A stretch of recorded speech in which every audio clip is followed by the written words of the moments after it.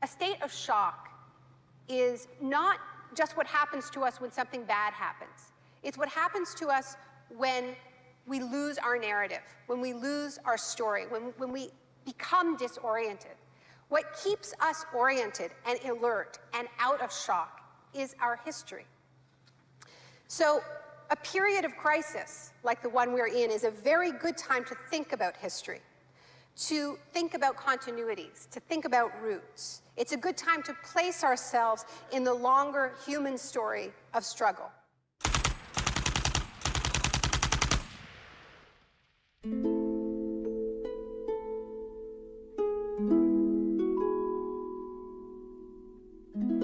The story begins on June 1st, 1951, when representatives of Western intelligence agencies secretly met with academics at Montreal's Ritz-Carlton Hotel. This meeting contributed to military-funded research into the effects of sensory deprivation at McGill University. Sensory deprivation really is a way of producing extreme monotony. It causes loss of critical capacity. The thinking is less clear. The subject complains that he can't even daydream. When you have college students that can't daydream, they're in a bad way. I began to think while we were doing our experiments that it's possible that something that involves physical discomfort or even pain might be more tolerable than simply the deprivation conditions that we studied. Hebb decided to stop work on the research. But I had no idea when I suggested that what a vicious weapon, potentially vicious weapon, this could be. These are the days and ours are the occasions. But experiments at McGill continued under the ambitious head of psychiatry, Dr. Ewan Cameron. What he did was much more than what we had done. We did our work strictly with the understanding that the subject could get up and walk out at any point he wished to, and some of them did. Cameron's patients were not so lucky. The Allen Memorial Institute, where he worked, began to resemble a macabre prison, where Cameron performed bizarre experiments on his psychiatric patients. Cameron wanted to de-pattern or wipe clean his patient's mind, so he could rebuild them from a blank slate.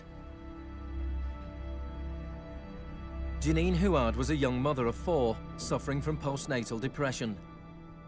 I used to shiver when they told me about, you're going to get a shock treatment tomorrow.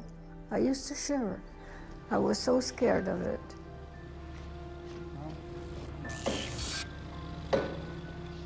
And I would wake up in another room, all mixed up and sad, and it used to make me very sad after. You're just like a zombie walking around. Cameron combined shock therapy with sleep therapy and the repeated playing of taped messages. It says, Janine, Janine, you are running away from your responsibility. You don't want to take care of your husband and children. All the time, the same thing. It sounds like you were being interrogated. Yes, interrogation, but for what purpose? It wasn't long before the CIA put Cameron's research into practice. Many of his techniques appear in the agency's Kubark Counterintelligence Interrogation Manual. These words are from the manual. It's a fundamental hypothesis of this handbook that these techniques are in essence methods of inducing regression of the personality. There is an interval, which may be extremely brief, of suspended animation, a kind of psychological shock or paralysis. Experienced interrogators recognize this effect when it appears and know that at this moment the source is far more open to suggestion, far likelier to comply than he was just before he experienced the shock.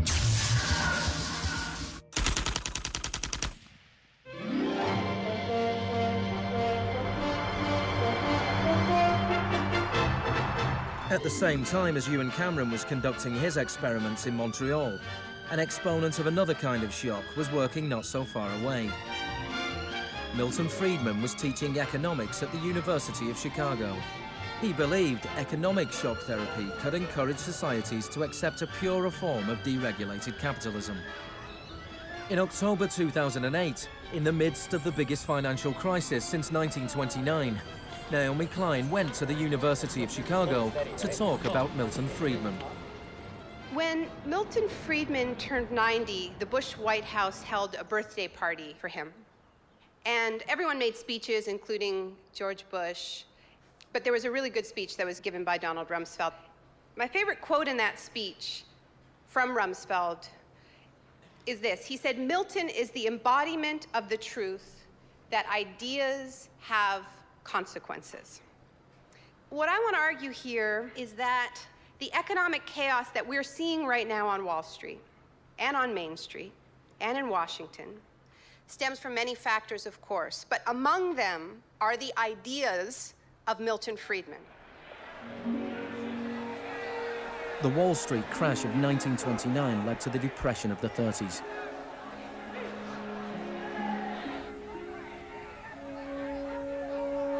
Central to Friedman's thesis was his opposition to the New Deal, announced by President Franklin Roosevelt in his inaugural speech. Our greatest primary task is to put people to work. This is no unsolvable problem if we face it wisely and courageously. Let me assert my firm belief that the only thing we have to fear is fear itself. Influenced by the economist John Maynard Keynes, Roosevelt started a program of public employment to get people back to work. Today, depression is a fading memory. Millions of men and women have found employment, and with it, confidence and hope. It wasn't that simple. The Depression lasted into World War II. But after the war, the Marshall Plan spread Keynes's model of government regulation and intervention to Europe.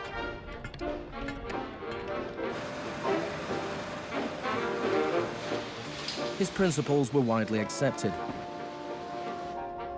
but not in the economics department of the University of Chicago. Milton Friedman from this university waged a war against the New Deal.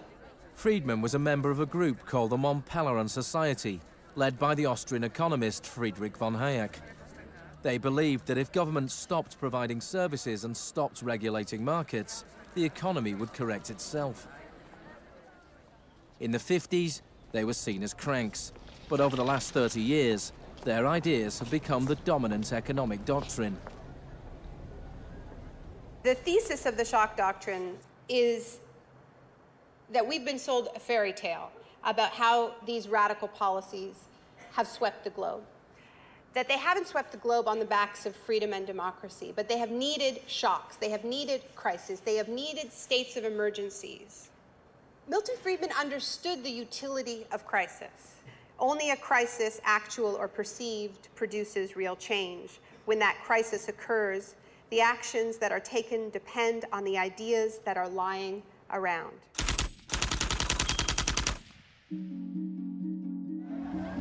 It was in Chile that Friedman's disciples first learned how to exploit a large-scale shock or crisis. Usually the official storytellers of neoliberalism, the official publicists, don't even mention Chile. They start the story with Thatcher and Reagan because it's much more flattering that way. In the 50s and 60s, Chile's progressive developmental policies were a beacon in the region. The government invested in health, education, and industry. American corporations were worried their investments would suffer. In response, the US State Department began sponsoring students from Chile and the rest of South America to study free market economics with Milton Friedman. The University of Chicago had a joint arrangement with the Catholic University of Chile, under which a great many Chilean students came to the University of Chicago, were trained by us, and received PhDs.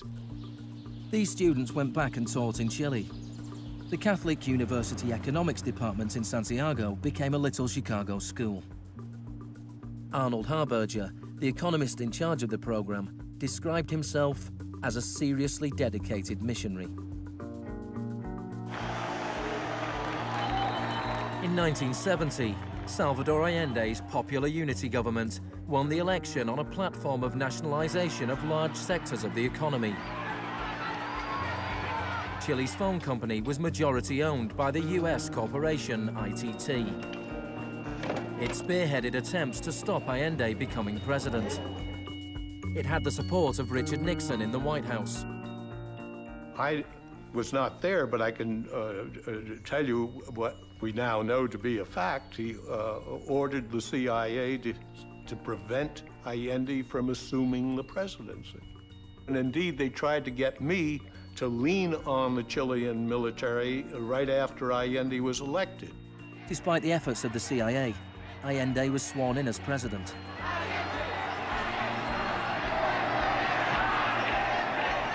Richard Nixon ordered the CIA director to make the economy scream.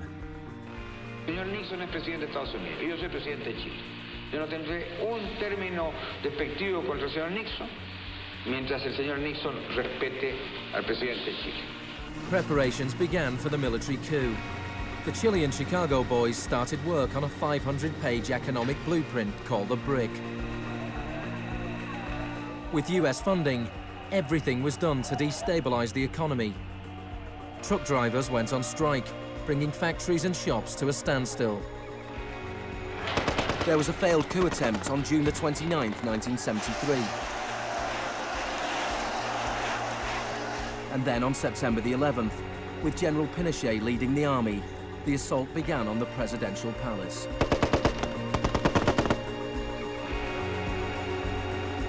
Chile had enjoyed 41 years of uninterrupted, peaceful democratic rule.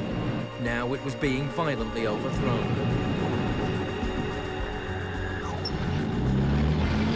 Pinochet and his supporters described the coup as a war.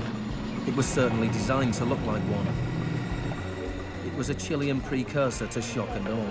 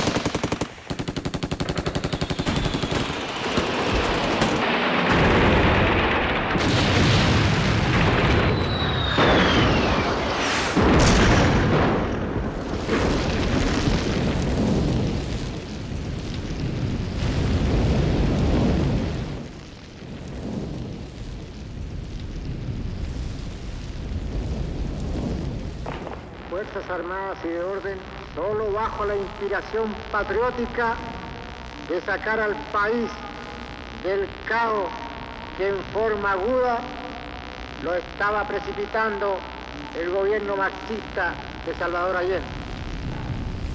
The Chicago boys delivered their economic blueprint, the BRIC, to Pinochet.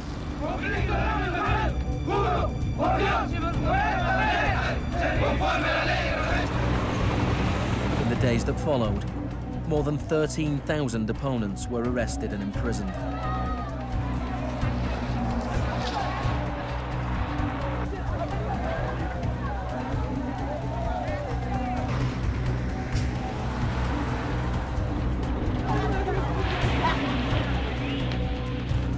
Thousands of prisoners were held in the National Stadium. Many were tortured. Chile became notorious around the world. ¿Cuántas personas?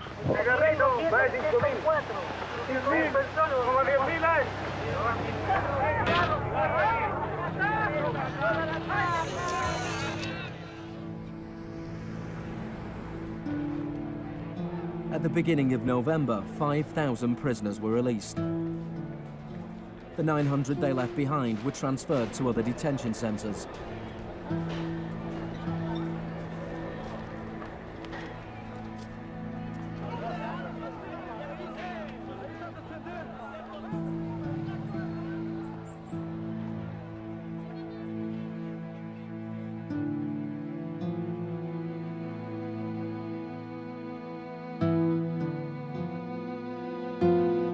Less than a month later, FIFA allowed Chile to play a World Cup qualifier in the very same stadium. Their opponents, the Soviet Union, refused to play there, so Chile were allowed to score into an open goal and went through to the 1974 World Cup finals.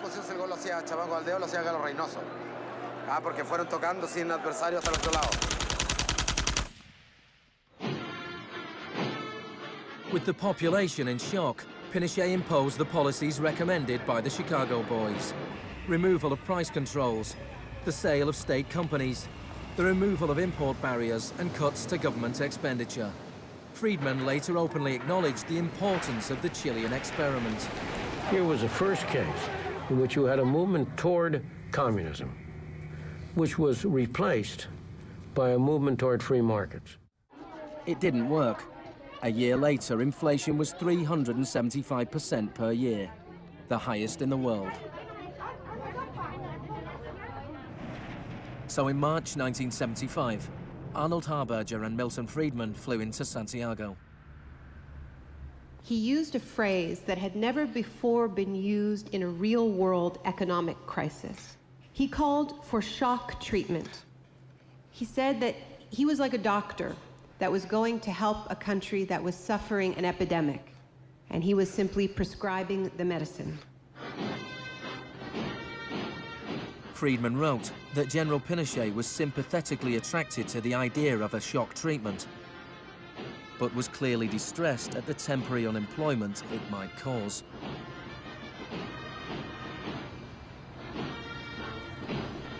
It rapidly became clear that Friedman's economic policies benefited the wealthy at the expense of the poor. It was calculated that a family trying to live on the average wage had to spend 74% of its income on bread. Items such as bus fares or milk became luxuries, and Pinochet got rid of free milk in school, a move that echoed the controversial policy of the young education minister in Britain, who would later become his friend.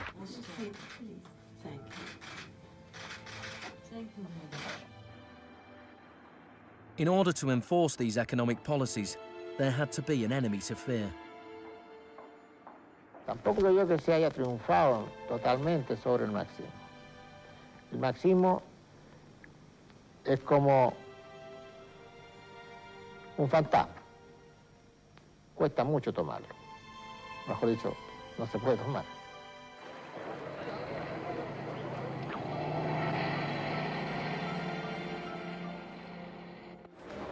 Friedman and Harberger argued that free market economics went hand in hand with freedom and democracy. But in Chile, where their ideas were being implemented within the context of a military dictatorship, the opposite was true. Many in Latin America saw a direct connection between the economic shocks that impoverished millions of people and the epidemic of torture inflicted on those who believed in a different kind of society. One of those was Orlando Letelier. Letelier had been Allende's ambassador in Washington.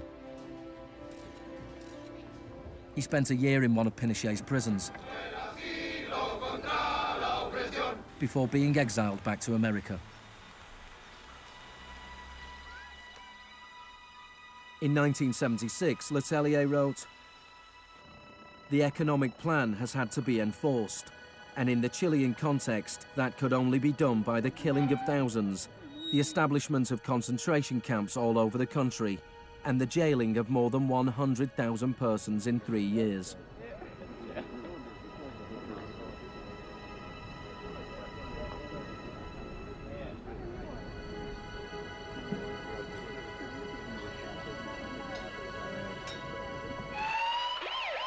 Less than a month later, Letelier was killed by a car bomb.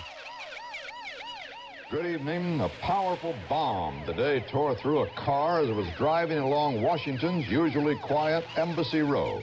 The Chilean was Orlando Letelier, who also had been foreign minister during the last months of the late Salvador Allende's Marxist regime. Richard Roth reports. Michael Townley, a member of Pinochet's secret police, was behind the bombing. He'd entered the US on a false passport with the knowledge of the CIA. Michael, buenas noches. Buenas noches, Pablo. La opinión del Poder Judicial chileno, ¿hay confianza en él? Mire, yo confío plenamente en la justicia chilena como patriota y luchador antimarxista y juntista por sobre todas las cosas. Despite his confidence, Townley was extradited to the US and convicted of Letelier's murder. Pinochet ruled Chile as a military dictator for 17 years, but in a frank interview, Harberger remained in denial. You cannot have a repressive government for long within a genuinely free economic system. In the same year as Orlando Letelier's murder, Milton Friedman was awarded the Nobel Prize for Economics. You know, you people have such a distorted idea of what went on. Let me tell you some facts.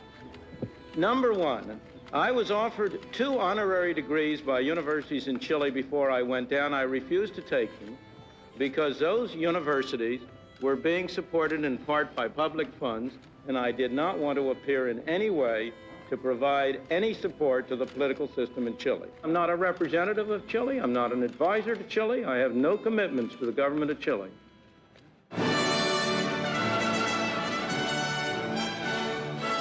I now turn to you, Professor Milton Friedman.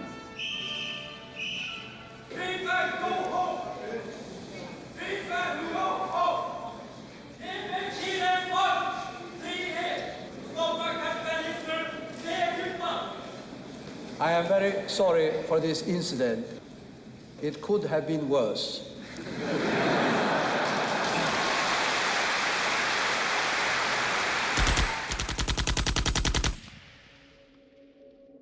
What I'm trying to do in the Shock Doctrine is tell an alternative history of how this savage stream of pure capitalism that we've been living, capitalism unrestrained, came to dominate the world.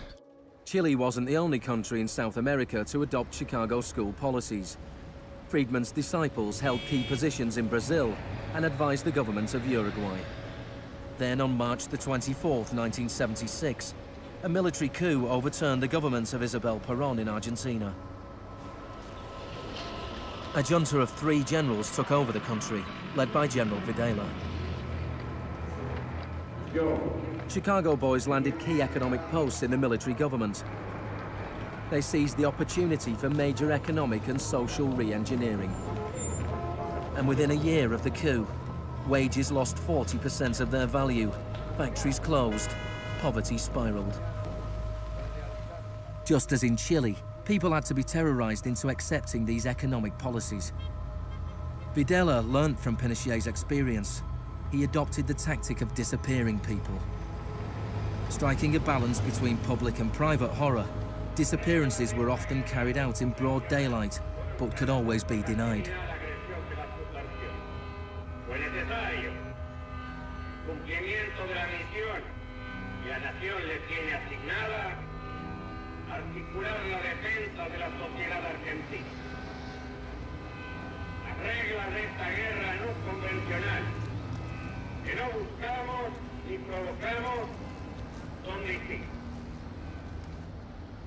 Many of the techniques used by the Chilean and Argentinian military had been learnt in the US-run School of the Americas.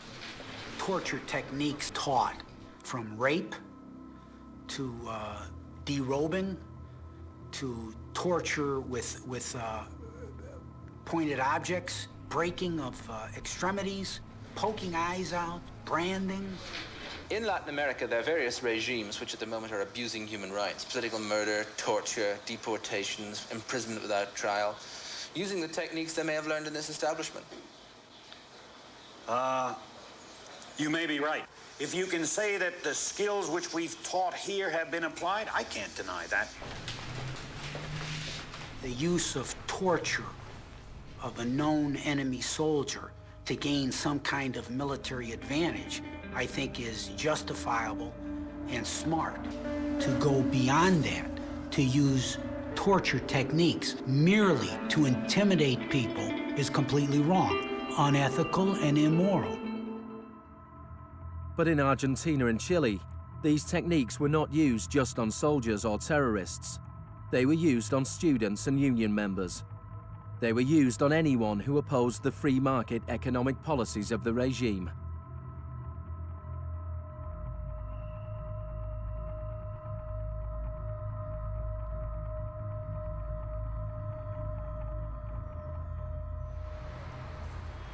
In 1978, the Argentine junta hosted the World Cup.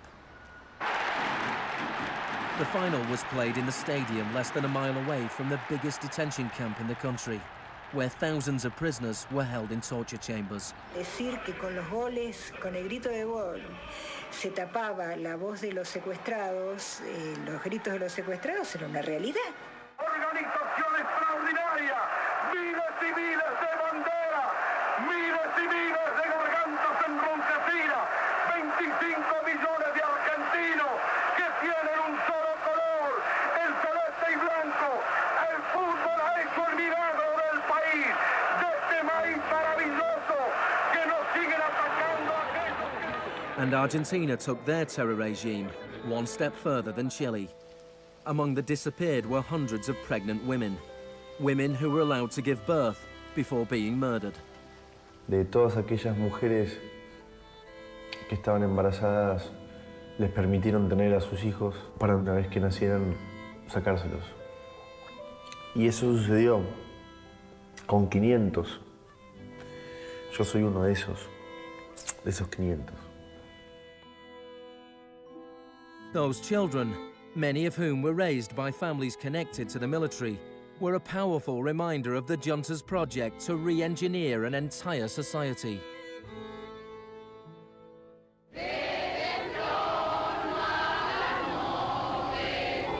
While the junta was still in power, a group of mothers and grandmothers of the disappeared started to protest in the Plaza de Mayo.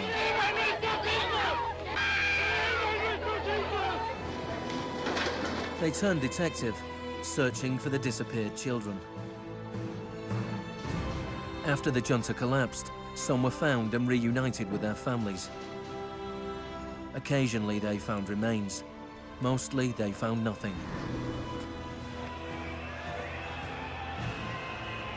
General Videla was found guilty of murder, kidnapping and torture.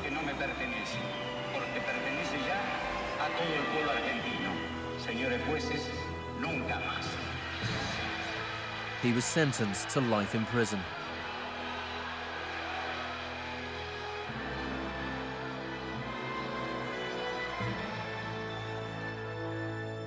Now, these early experiments in Latin America presented Friedman and his cohorts with a serious ideological problem.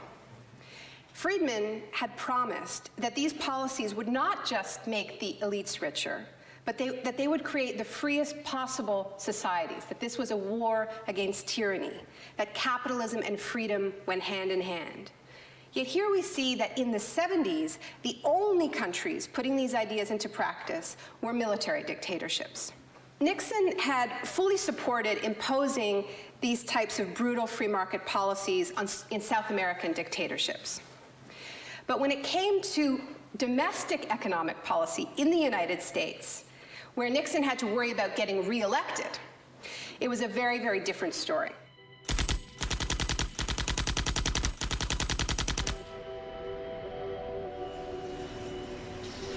Friedman enjoyed a friendly relationship with Nixon. Several of his Chicago school colleagues and disciples were recruited to work for the government. Donald Rumsfeld was one of them.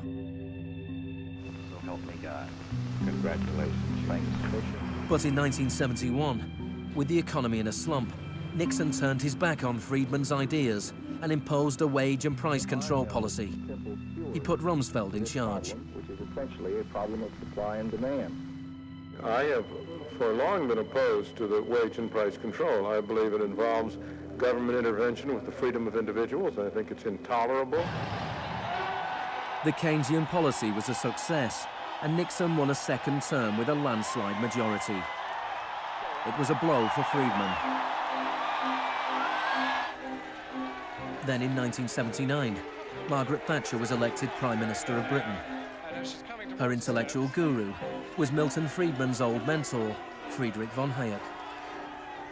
And just over a year later, Ronald Reagan was elected President of the United States. Both Britain and America were now ruled by unabashed Freemanites. Margaret Thatcher's program when she came in had 4 planks. Cut government spending, cut tax rates, reduce government ownership and operation of industries or regulation of industry, and have a moderate and stable monetary policy to bring down inflation.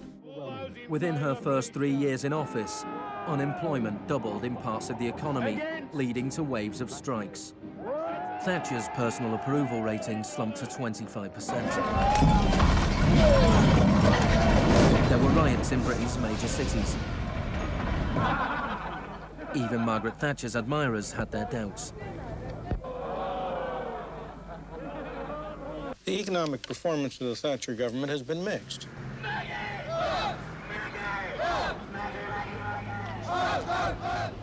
To those waiting with bated breath for that favorite media catchphrase, the U-turn, I have only one thing to say. U-turn if you want to. The ladies not for turning. Friedrich von Hayek urged Thatcher to copy Pinochet's economic shock therapy policies. Thatcher replied, "In Britain, with our democratic institutions and with the need for a high degree of consent, some of the measures adopted in Chile are quite unacceptable." Thatcher's profound unpopularity seemed to be proving once again that free market fundamentalism was simply too unpopular, too directly harmful to too many people to survive in a democratic state where governing requires getting the consent of the governed, unlike a military dictatorship.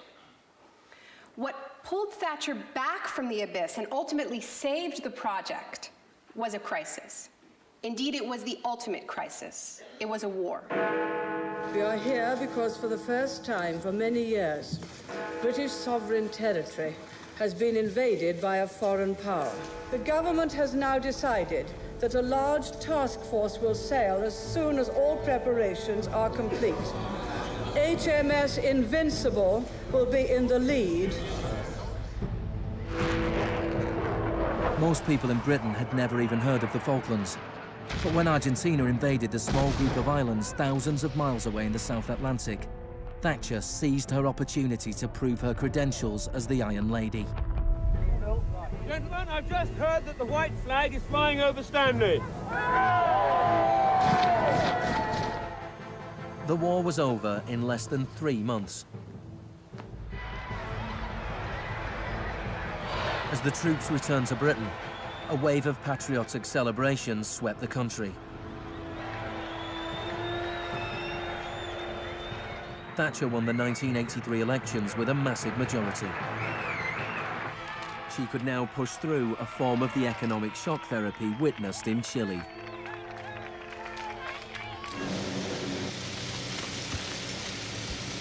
The most powerful union in Britain was the National Union of Mine Workers. When the National Coal Board tried to close pits down, the miners went on strike. Parts of central London are brought to a halt as thousands of miners and sympathizers march through the city in support of the miners' strike. It's Britain's longest and most bitter since 1926, and the most expensive ever. The strike lasted almost a year. Thatcher used every means at her disposal to destroy the union.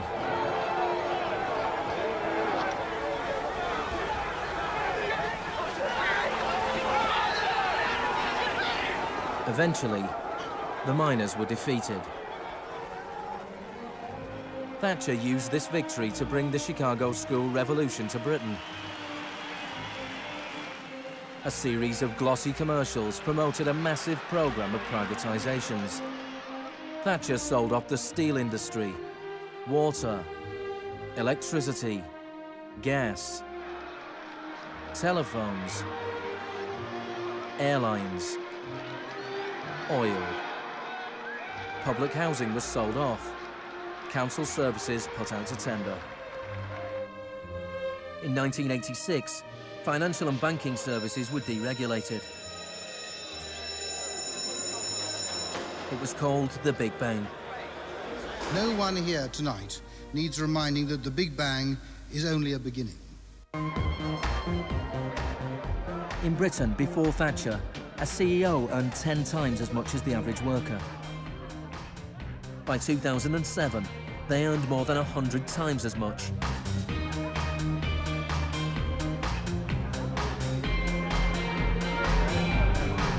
In the US, before Reagan, CEOs earned 43 times as much as the average worker. By 2005, they earned more than 400 times as much. Friedman openly acknowledged the importance of Thatcher and Reagan in the spreading of Chicago school policies around the world. The coincidence of Thatcher and Reagan having been in office at the same time was enormously important for the public acceptance worldwide of a different approach to economic and monetary policy. Thank you very much. What I'm describing now is a plan and a hope for the long term. The march of freedom and democracy, which will leave Marxism, Leninism on the ash heap of history as it has left other tyrannies which stifle the freedom and muzzle the self-expression of the people.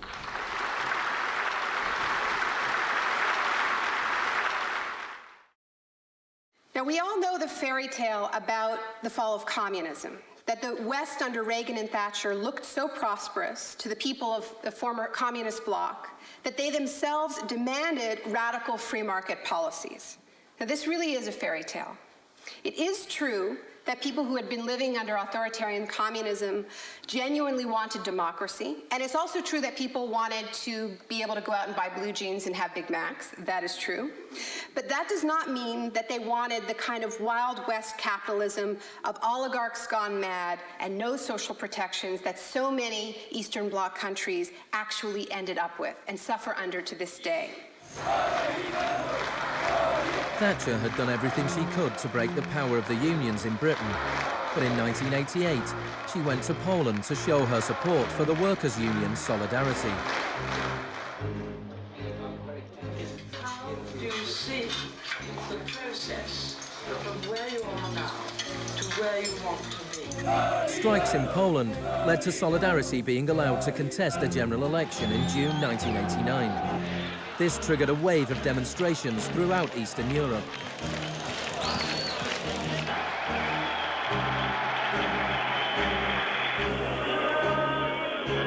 In the past, the Soviet Union had used military force to crush democratic movements. But the Soviet Union had a new type of leader, Mikhail Gorbachev, who was committed to glasnost and perestroika. He talked about a third way, a gradual transition to Scandinavian-style social democracy, something between free market capitalism and communism.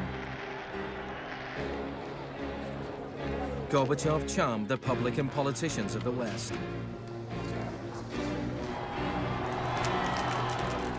He's a bold, a determined and courageous leader. Gorbachev stood and watched as one by one the old communist regimes collapsed.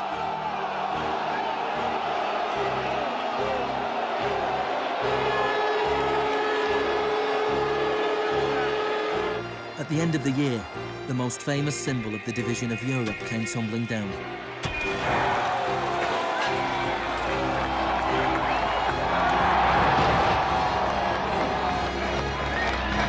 For Friedman and the Chicago boys, a whole new world opened up. In the Soviet Union, Gorbachev was hoping to gradually reform the Russian economy. In 1991, Gorbachev was invited to the G7 summit in London. He was hoping for financial support for his gradual economic reforms. Instead, he was told that unless he embraced radical shock therapy, there would be no aid at all. Thank you, Mr. President. That's not a little close. The next month, there was a coup attempt against him. A group of Communist Party hardliners placed Gorbachev under house arrest in his holiday home in the Crimea. Tanks surrounded the White House, the Russian parliament.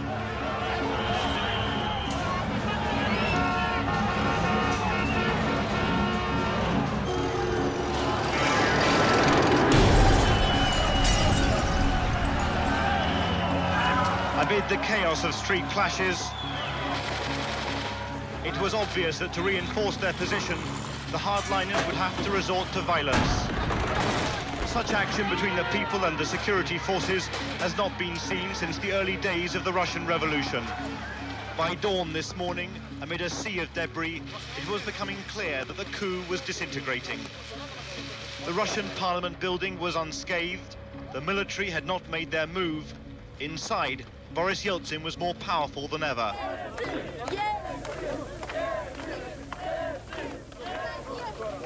This was Yeltsin's finest hour.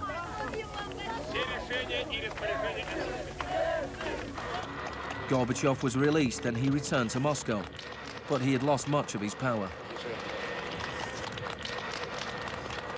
Я выражаю признательность за принципиальную позицию россиянам, президенту России Борису Николаевичу Ельцину. In December 1991, the Soviet Union was dissolved, a profound shock for the Russian people. Yeltsin was now in charge of economic policy for the Russian Federation. The free market came to Russia. There was chaos. The adoption of Chicago school policies in Russia marked the beginning of a new chapter in the free market crusade. It was all shock, no therapy.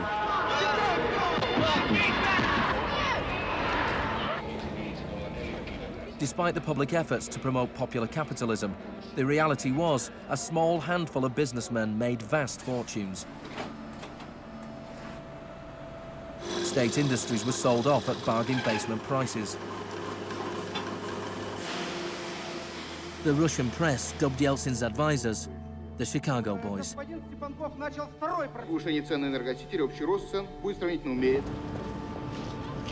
Yeltsin's shock therapy meant that in 1992, the average Russian consumed 40% less than in 1991. A third of Russians fell below the poverty line, and wages weren't paid for months. One expert today predicted 140 million Russians will soon be living below the poverty line. Corruption was rife. Organized crime boomed. Moscow became the new Wild West.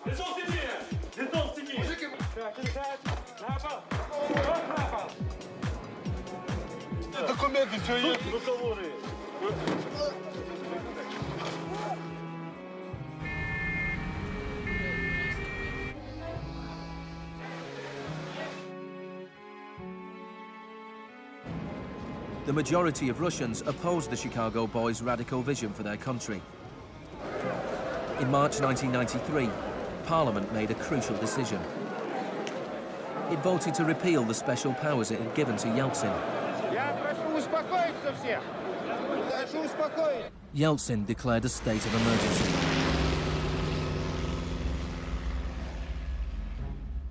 The Constitutional Court ruled that it was illegal.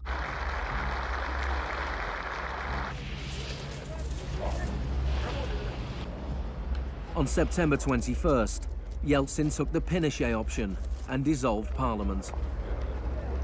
Сегодняшнего дня прерывается осуществление законодательной, распорядительной и контрольной функций съезда народных депутатов. The West threw its weight behind Yeltsin. We feel that Boris Yeltsin is the best hope for democracy in Russia. 2 days later, Parliament voted to impeach Yeltsin by 636 votes to 2. Thousands of supporters of the Parliament gathered outside the White House and marched on the television station.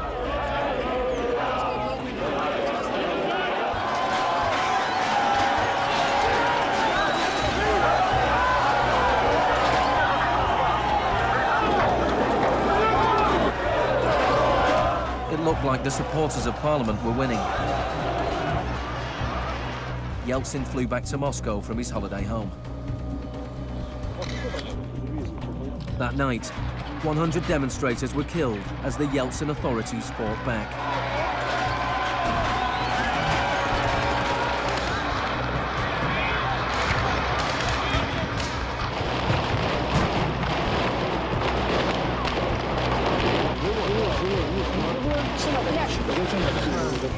On the 4th of October, he ordered troops to storm the White House, shelling the very building he had defended 2 years earlier. Они убийцы, ты понимаешь или нет?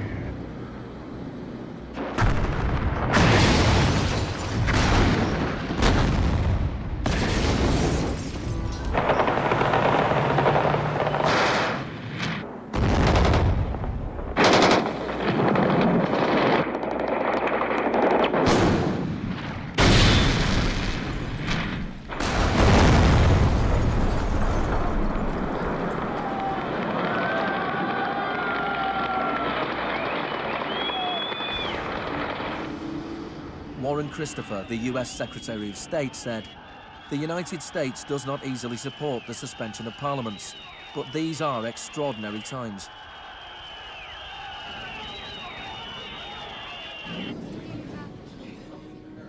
Yeltsin now had absolute power. With the advice of his Chicago boys, he ruled through a form of crony capitalism. Even more state industries were sold off, creating a new class of billionaire businessmen with huge political influence, the oligarchs.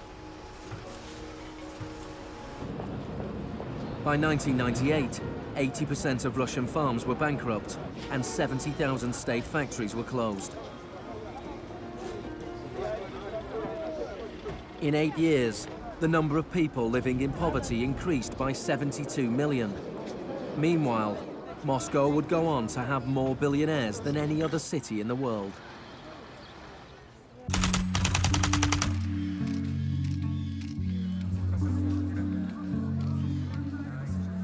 Good afternoon. Thank you for coming. Today it is my honor to announce that I'm submitting the name of Donald Rumsfeld to be Secretary of Defense. I look forward to serving our country again. Rumsfeld had been Secretary of Defense before under Gerald Ford. Then, the enemy we were supposed to fear was the Soviet Union. I'm not saying with certainty that the Russians are coming. I'm saying the trends are here. I'm not saying the Russians are 10 feet tall. I'm saying they used to be 5'3". They're now 5'9½", and they're growing. Now there was a new enemy closer to home. On September the 10th, 2001, Rumsfeld made a speech laying out his plans to privatize much of the US military. Milton Friedman would have been proud. He said, "The topic today is an adversary that poses a threat, a serious threat to the security of the United States of America. This adversary is one of the world's last bastions of central planning. It governs by dictating 5-year plans. Perhaps this adversary sounds like the former Soviet Union, but that enemy is gone. This adversary is closer to home. It's the Pentagon bureaucracy. Today, we declare war on bureaucracy." The next day, American Airlines Flight 77 crashed into the Pentagon, killing 184 people.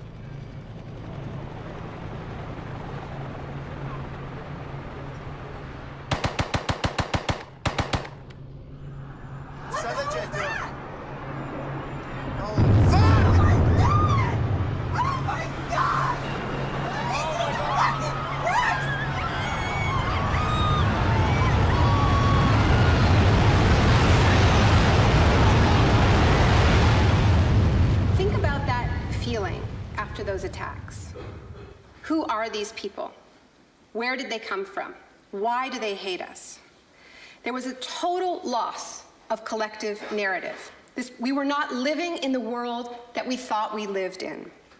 And we kept hearing from our political leaders that everything we thought we understood before the attacks no longer applied. There was a new phrase, pre-9/11 thinking. And what happened in that moment is that suddenly news stories sort of magically appeared. That we were in a clash of civilizations. That's the world that we suddenly lived in. That there was an axis of evil, and that we were fighting a war against terror. This abstract, unwinnable war has had huge economic consequences. Before 2001, Homeland Security barely registered as an industry. Today, it is bigger than Hollywood and the music industry combined. Between September the 11th, 2001 and 2006, the Department of Homeland Security handed out $130 billion to private contractors. This is the disaster capitalism complex, a new economy built on fear. This will be a monumental struggle of good versus evil. The best defense against terror is a global offensive against terror, wherever it might be found. The first phase of this war was the bombing of Afghanistan.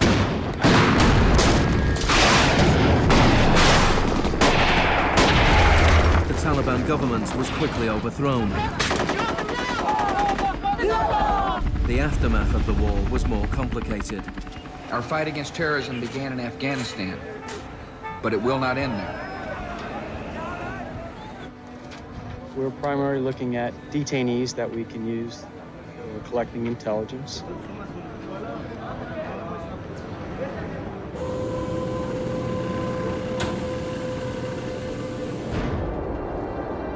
Guantanamo was the first time that the techniques of the Kubark Manual were explicitly and publicly being used by American forces, officially sanctioned in the White House and openly broadcast on television around the world.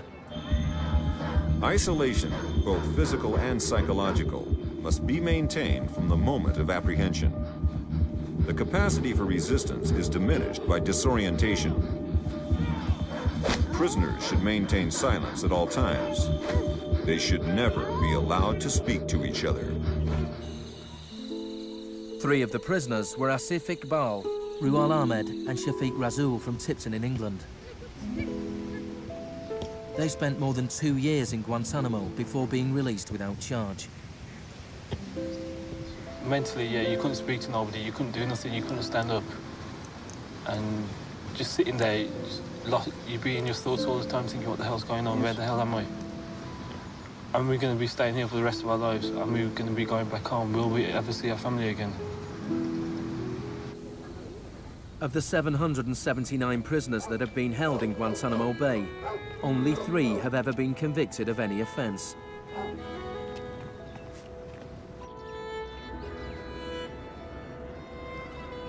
Well, the only thing I know for certain is that these are bad people. It was a message to the whole world. And the message was clear. It was, this is what happens to you if you get in our way.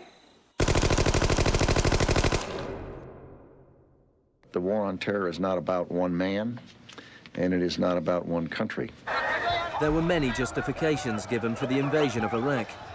But if the US had really wanted to attack a country where the leaders of Al-Qaeda were thought to be hiding, which had nuclear weapons and was selling nuclear technology to other countries, then Pakistan would have been the obvious choice.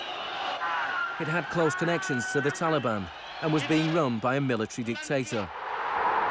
Instead, George Bush chose to target Iraq, a country with the 3rd largest oil reserves in the world.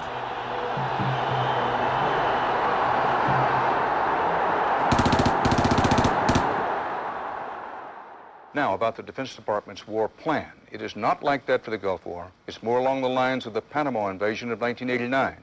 CBS News has been told it would start on what's called A-Day. A as in airstrikes. Airstrikes so devastating, they would leave Saddam's soldiers unable or unwilling to fight. The idea is to rain down the thunder so hard as to create, quote, shock and awe. If the Pentagon sticks to its current war plan, one day in March, the Air Force and Navy will launch between 300 and 400 cruise missiles at targets in Iraq. More than were launched during the entire 40 days of the first Gulf War. The sheer size of this has never been seen before, never been contemplated before. Harlan Ullman is one of the authors of the shock and awe concept, which relies on large numbers of precision-guided weapons. So that you have this simultaneous effect, rather like the nuclear weapons at Hiroshima, not taking days or weeks, but in minutes.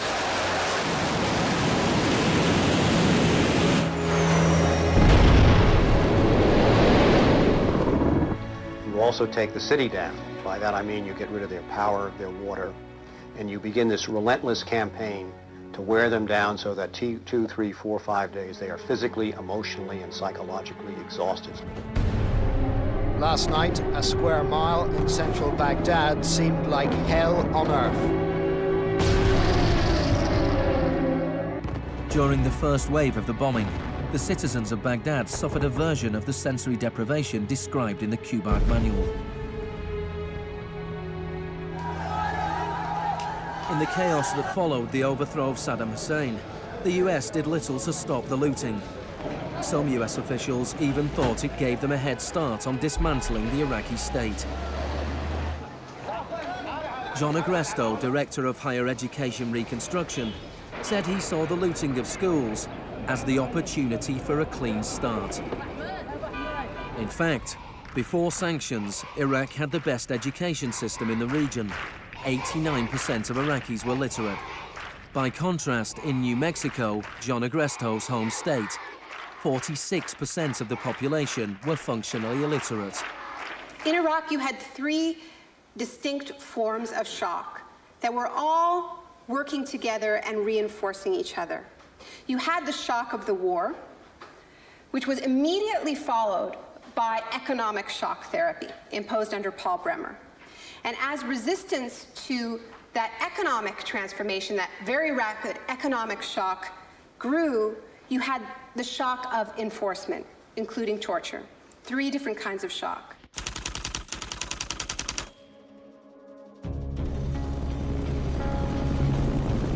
In May 2003, Paul Bremer was appointed US envoy to Iraq.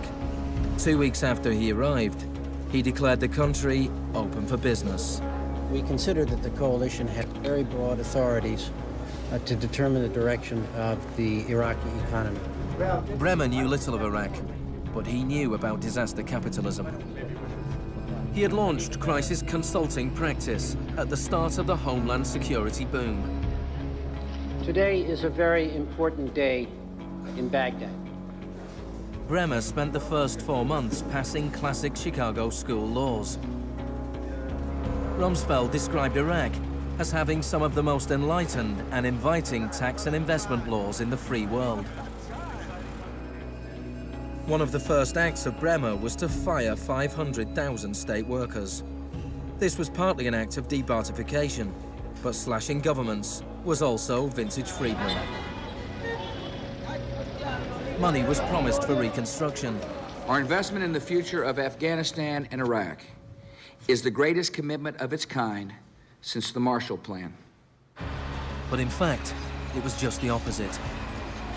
Whereas the Marshall Plan was intended to boost European industries, US aid money in Iraq was spent on US corporations. If work came to Iraqis, it came at the bottom of a series of subcontractors. Creative associates received contracts worth $100 million to draft the curriculum and print new textbooks for the education system. Management and technology consultant Bearing Point was awarded contracts worth $240 million to build a market-driven system in Iraq. North Carolina-based RTI received contracts worth $466 million to advise on bringing democracy to Iraq. And Halliburton was awarded $20 billion in cost-plus Iraqi contracts. Parsons was handed $186 million to build 142 health clinics.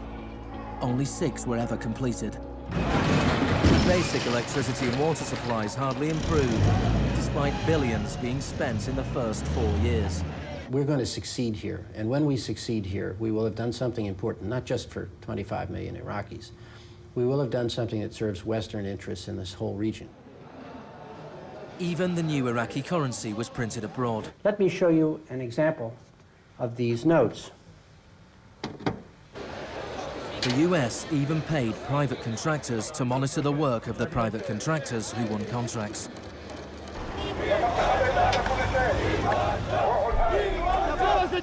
I was in Baghdad in 2004, and this is the period when bombs started to go off regularly in Baghdad. In fact, the night that I arrived, a bomb went off very near our hotel. But what was really striking to me in this period was that despite the violence and despite the chaos, the next day, Iraqis were out in the streets protesting. 19 killed and 100 injured in Najaf. And what they were demanding at this time was elections, the right to actually have a say in what the post-Saddam era would look like. Now, in the early days of the occupation, the protests were peaceful, but as time went on, and the protests didn't have an effect, more and more Iraqis joined the armed resistance.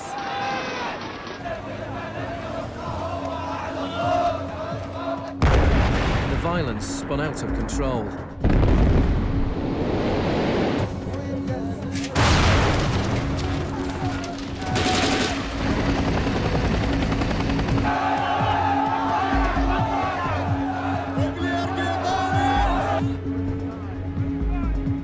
As in South America 3 decades earlier, bodies were often dumped by the roadside as a warning to others.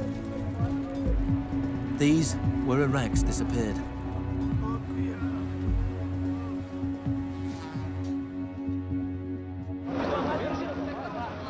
Extremely aggressive measures were needed to suppress the opposition.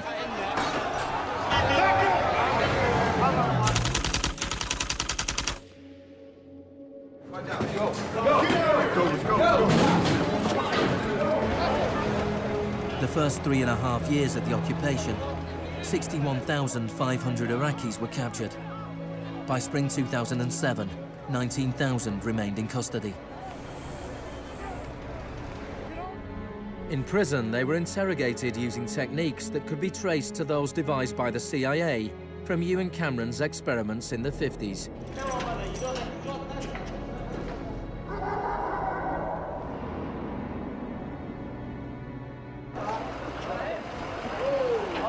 According to the Red Cross, US military officials admitted that between 70 and 90% of arrests in Iraq were mistakes.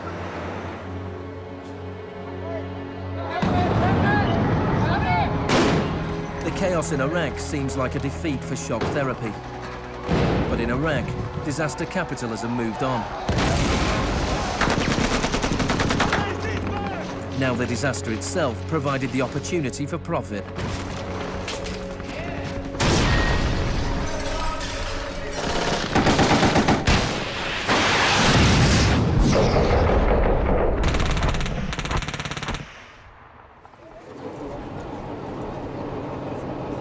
US military spending has almost doubled since 2001, nearing $700 billion per year. As long ago as 1961, President Eisenhower, not a noted liberal, warned of the danger of a too powerful military. Now, this conjunction of an immense military establishment and a large arms industry is new in the American experience. We must guard against the acquisition of unwarranted influence, whether sought or unsought, by the military-industrial complex. We must never let the weight of this combination endanger our liberties or democratic processes. The war in Iraq is the most privatized war in modern history. The Green Zone in Baghdad is an extreme version of what is happening around the world. A privatized, secure world protected from the chaos outside.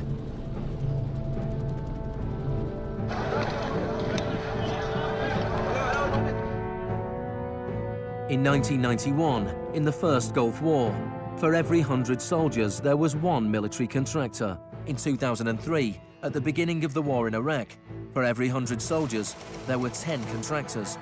By 2006, for every 100 soldiers, there were 33 contractors. A year later, for every 100 soldiers, there were 70 contractors. By July 2007, there were more contractors than soldiers in Iraq. This was going beyond what even Milton Friedman had dared to hope. The only things I would not denationalize are the armed forces, the courts, and some of your roads and highways. One of the most high-profile contractors was Blackwater USA. During the April 2004 uprising in Najaf, Blackwater assumed command over US Marines. Dozens of Iraqis were killed during the operation. The US had indemnified the private contractors against any Iraqi laws, so they were operating in a law-free bubble, a little like Guantanamo. I asked your Secretary of Defense a couple months ago what law governs their actions. Mr. I was going to Rumsfeld... ask him. Go ahead.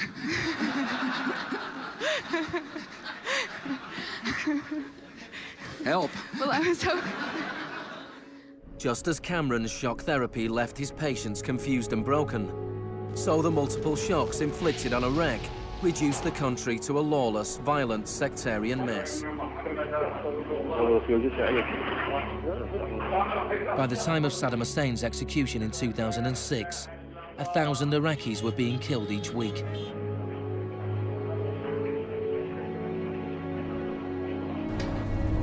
By April 2007, the United Nations High Commission for Refugees estimated 4 million people had had to leave their homes. Hundreds of thousands of Iraqis had died. I think the historians will write very clearly that we did a great and noble thing here.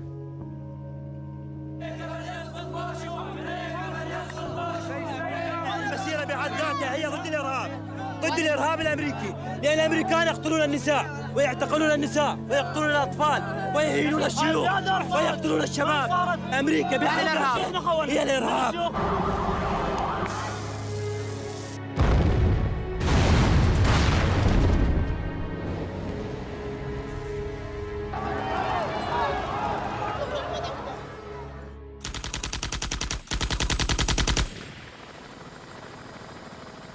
When Hurricane Katrina hit New Orleans in August 2005, the world was shocked to witness a sort of disaster apartheid.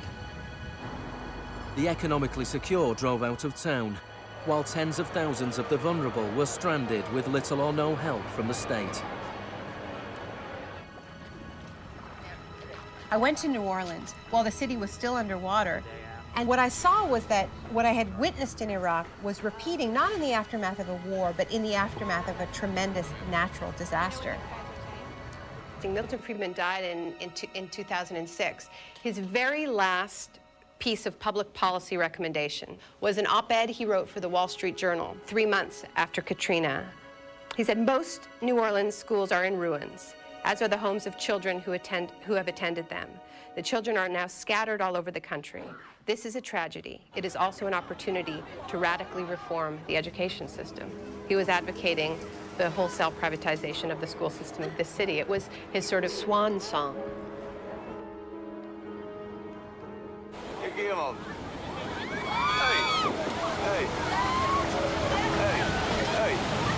I'd witnessed a similar process in Sri Lanka in the aftermath of the 2004 tsunami. People who lived on the beaches for generations were prevented from returning so that the land could be privatized and sold off to luxury hotels.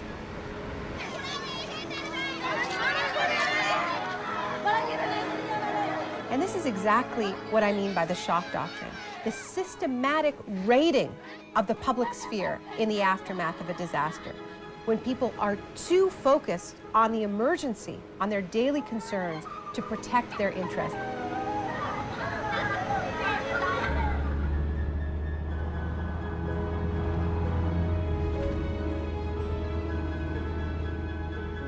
Maybe the first act of resistance is to refuse to allow our collective memory to be wiped.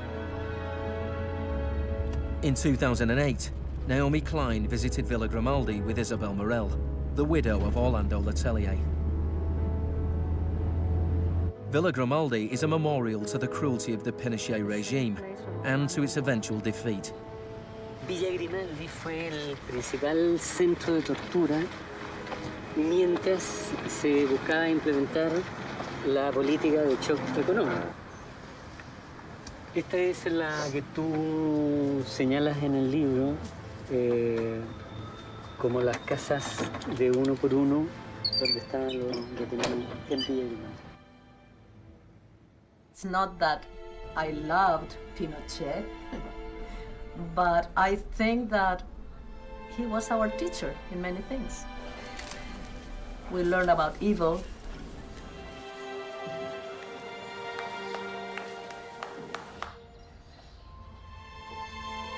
In 1998, Pinochet was arrested while he was in London. His old ally, Margaret Thatcher, stood by his side. I know how much we owe to you.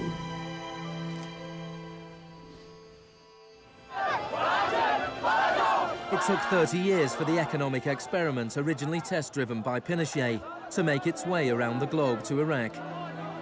But the similarities between past and present are startling.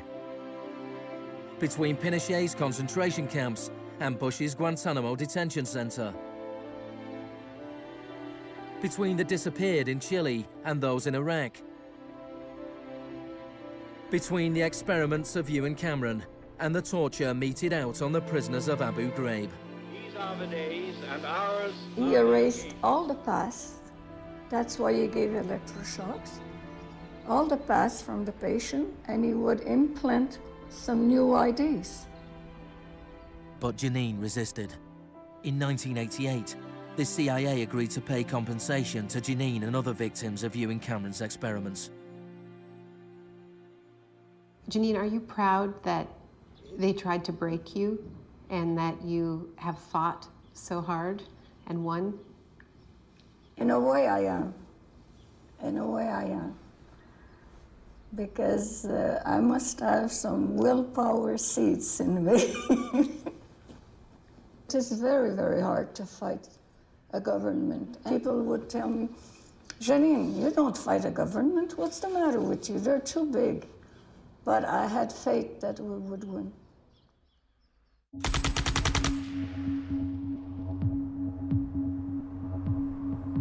It is in the nature of unregulated markets to be volatile. Bubbles are allowed to inflate, and then, inevitably, they burst. Since the deregulation of the Big Bang in the 80s, there have been a number of market shocks. In 1987, there was Black Monday.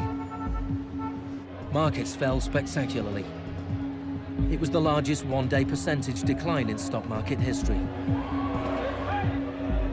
In 1992, there was Black Wednesday, when currency speculators made fortunes betting against the pound.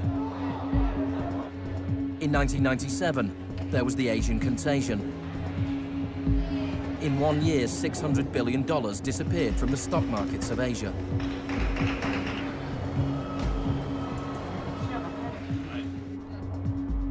And then, in September 2008, the financial markets imploded.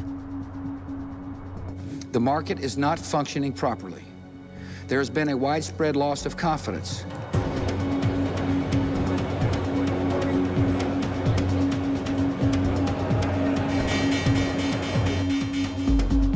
On September the 15th, Lehman Brothers filed for Chapter 11 bankruptcy protection. Yet only 1 week later, it was announced that workers at their New York office would share $2.5 billion in bonuses.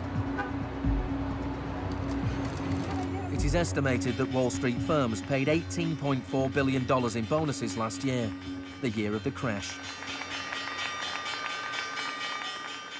Despite the torrent of populist rhetoric about taking on the fat cats and standing up for the little guy and saving Main Street, not Wall Street, we are witnessing a transfer of wealth of unfathomable size. It is a transfer of wealth from public hands, from the hands of government, collected from regular people in the form of taxes, into the hands of the wealthiest corporations and individuals in the world. Needless to say, the very individuals and corporations that created this crisis. We are in the midst of a once-in-a-century credit tsunami. I found a flaw. I don't know how significant or permanent it is, but I've been very distressed by that fact. In the United States, it was the financial crisis that secured Obama's victory. Americans wanted to change course. Hello, Chicago! This crisis is clearly understood by almost everyone as being the direct result of this particular ideology of deregulation and privatization. The scale of the crisis offers the hope of change. The Shock Doctrine as a strategy relies on us not knowing about it for it to work. And what I find most hopeful about the current economic crisis is that this tactic is getting tired, because that element of surprise is no longer there. We're on to them, and it's not working. We're becoming shock resistant. The last time the world suffered a financial crisis as severe as this, people turned to the Keynesian policies of the New Deal. Let me assert my firm belief that the only thing we have to fear is fear itself. More than 1 million people came to Washington to hear Obama's inauguration speech. Many journalists made comparisons with FDR. Now, there's been a lot of talk recently about comparing Obama to Franklin Delano Roosevelt. So I want to talk a little bit about FDR, because there's a great FDR story, And it could be an apocryphal one. about when he would be visited by some progressive organization or a union, and they would be proposing some new progressive policy that they wanted to be part of the New Deal. And he would hear them out, and he would listen to them, and then at the end he would say, now go out there and make me do it. And they did.